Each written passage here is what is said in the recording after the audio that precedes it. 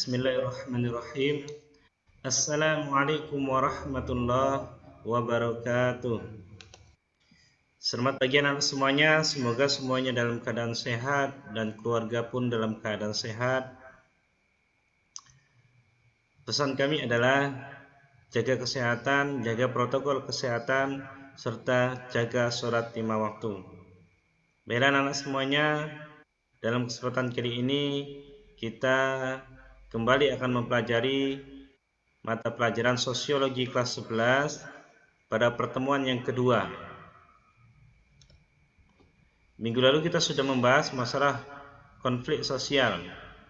Ini bagian daripada kelanjutan materi minggu lalu yang akan kita bahas dalam kesempatan kali ini. Yang pertama adalah konflik pribadi. Konflik ini terjadi dikarenakan ada dua individu yang mana sedang mengalami sebuah masalah pribadi dan saling tidak ingin menyadari kesalahan masing-masing dalam konflik pribadi. Biasanya masing-masing orang akan berusaha untuk mengalahkan lawannya. Contoh dalam kehidupan sehari-hari adalah perselisihan paham, tawuran pelajar, dan lain sebagainya. Kemudian konflik antar kelas. Yang dimaksud di sini adalah dapat diartikan sebagai kedudukan seseorang ataupun kelompok di dalam lingkungan masyarakat secara vertikal. Contoh yang sering terjadi misalnya ketika buruh mengadakan unjuk rasa kepada pimpinan perusahaan untuk bisa menaikkan gaji. Hal ini termasuk daripada konflik kelas sosial. Buruh sebagai kelas bawah dan pimpinan sebagai kelas atas. Kemudian konflik politik. Konflik sosial yang mana terjadi pada dua kelompok atau individu yang satu sama lainnya memiliki perbedaan serta pandangan berbeda mengenai prinsip dari masalah ketatanegaraan. Konflik politik ini bisa mengaitkan beberapa golongan tertentu dalam masyarakat hingga negara. Contoh konflik politik misalnya terjadi perselisihan antara partai politik dengan partai politik yang lainnya saat merumuskan undang-undang. Kemudian selanjutnya konflik rasial. Konflik ini konflik yang terjadi di antara kelompok ras yang berbeda dikarenakan adanya kepentingan serta kebudayaan yang bertabrakan satu sama lainnya. Salah satu contoh adalah yang terjadi di Afrika Selatan, yaitu politik apartheid. Konflik ini terjadi pada ras kulit putih yang merupakan penguasa dengan ras kulit hitam yang menjadi golongan mayoritas yang ingin dikuasai. Kemudian konflik internasional. Konflik internasional merupakan konflik yang terjadi dengan melibatkan beberapa negara dikarenakan adanya perbedaan kepentingan di dalamnya. Contoh konflik internasional misalnya negara Indonesia dengan Malaysia yang merebutkan perbatasan wilayah di antara kedua negara. Kemudian konflik antar suku bangsa. Konflik ini terjadi karena adanya perbedaan di dalam kehidupan masyarakat antara suku bangsa yang satu dengan yang lainnya. Perbedaan yang dimaksud adalah mulai dari bahasa daerah, adat istiadat, kesenian daerah, seni bangunan rumah, serta tata susunan kekerabatan. Contoh, adat pernikahan suku Jawa dengan suku Minang yang berbeda satu sama lainnya, sehingga ketika dua orang yang berasal dari suku yang berbeda menikah, tentu saja terkadang terjadi perdebatan mengenai adat yang akan digunakan. Kemudian konflik antar agama. Bentuk konflik sosial antar agama ini merupakan konflik yang terjadi pada pemeluk agama satu dengan yang lain karena perbedaan keyakinan di antaranya atau di antara agama satu dengan agama yang lain. Kemudian yang selanjutnya adalah konflik dilihat dari segi sifatnya, yaitu konflik konstruktif, di mana konflik yang memiliki sifat fungsional yang terjadi dikarenakan adanya perbedaan pemahaman dari individu ataupun kelompok saat menghadapi sebuah permasalahan yang terjadi. Nah, konflik ini nantinya akan memberikan nilai positif pada pengembangan organisasi atau komunitas. Misalnya, di dalam sebuah organisasi atau komunitas akan terjadi perbedaan pemahaman di antara anggota satu sama yang lain.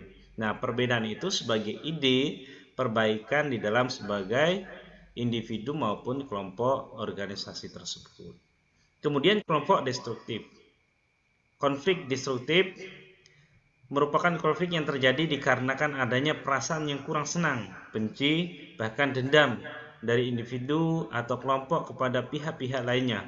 Konflik destruktif ini menciptakan bentrokan-bentrokan fisik yang membuat hilangnya harta benda hingga nyawa orang lain, misalnya seperti bentrok yang terjadi di Sambas, Ambon, Kupang, dan lain sebagainya. Kemudian bentuk konflik sosial berdasarkan posisi pelaku yang terkait konflik. Yang pertama adalah konflik vertikal.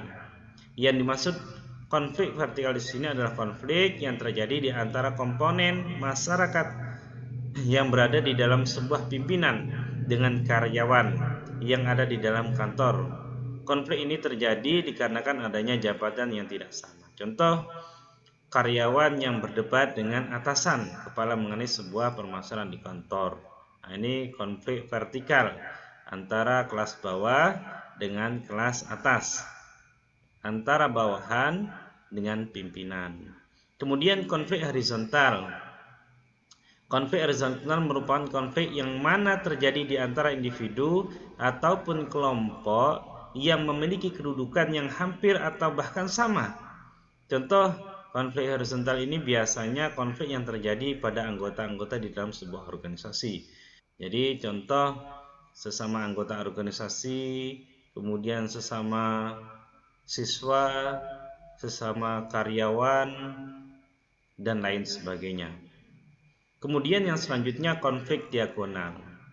Konflik diagonal merupakan konflik yang muncul dikarenakan adanya pengalokasian sumber daya yang tidak adil pada seluruh organisasi, yang mana akhirnya menyebabkan terjadinya pertentangan yang cukup ekstrim.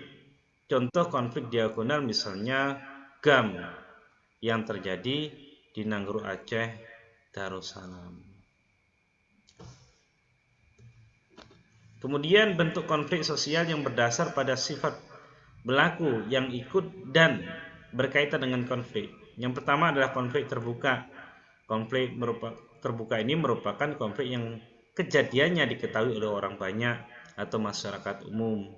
Contohnya adalah konflik yang terjadi di negara Israel dan Palestina, yang semua orang tahu, semua negara tahu.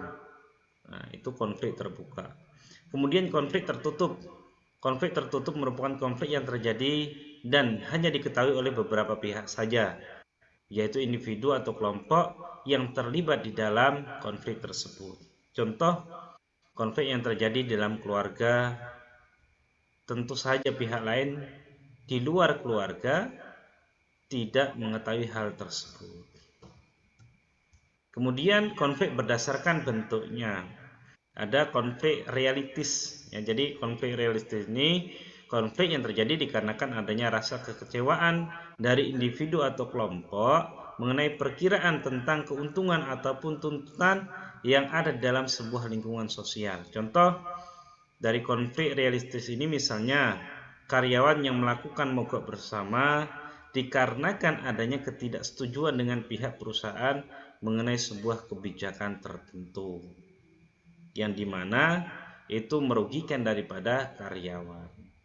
Kemudian yang selanjutnya adalah konflik non-realistis, merupakan konflik yang mana tidak disebabkan karena adanya tujuan-tujuan saingan yang saling bertentangan, namun didasarkan pada sebuah kebutuhan yang digunakan untuk meredakan ketegangan, setidaknya dari salah satu pihak yang berkaitan.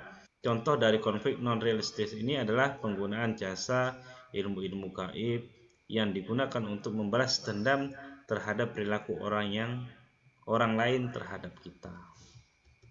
Nah, itulah pembahasan kita dalam kesempatan kali ini. Saya ucapkan terima kasih dan saya akhiri dengan kalimat hamdalah. Kemudian untuk anak-anak semuanya silahkan kerjakan latihan siswa nomor 1 sampai dengan 5 dan uji kompetensi 1 sampai dengan 20 pada bab 2 dikumpul pada hari Senin tanggal 15 Februari di perpustakaan. Itu saja, cukup sekian. Mohon maaf. Wallahu a'lam. Billahi taufiq wal hidayah. Wassalamualaikum warahmatullahi wabarakatuh.